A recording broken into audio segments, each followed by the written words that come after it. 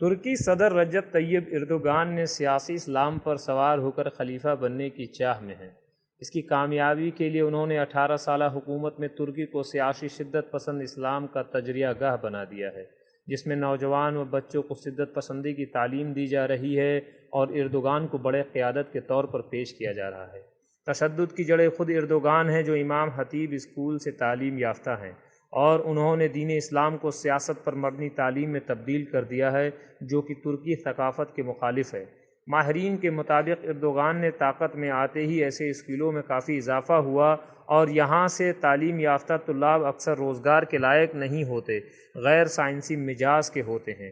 اس کے برعکس اردوغان نے ان کے ذریعے سے اقربا پیروی کو بھی بڑھاوا دیا۔ ان کے بیٹے بلال اردوغان یہاں سے فارغ ہو کر ترکش ایئر لائن کی اعلیٰ قیادت میں شامل ہو گئے، لیکن باقیوں کے لیے ان تعلیمی و ترقی اداروں سے نوجوانوں کی قابلیت میں گراوٹ کے ساتھ مفاد پرستی میں بھی اضافہ ہو رہا ہے۔ اس کے ذریعے اردوغان نے ایک تیر سے دو نشانہ کیا۔ اس طرز عمل سے اردوغان ترکی کو غرق میں لے جا رہے ہیں، جو اس ملک کے لیے تباہ کن ہے۔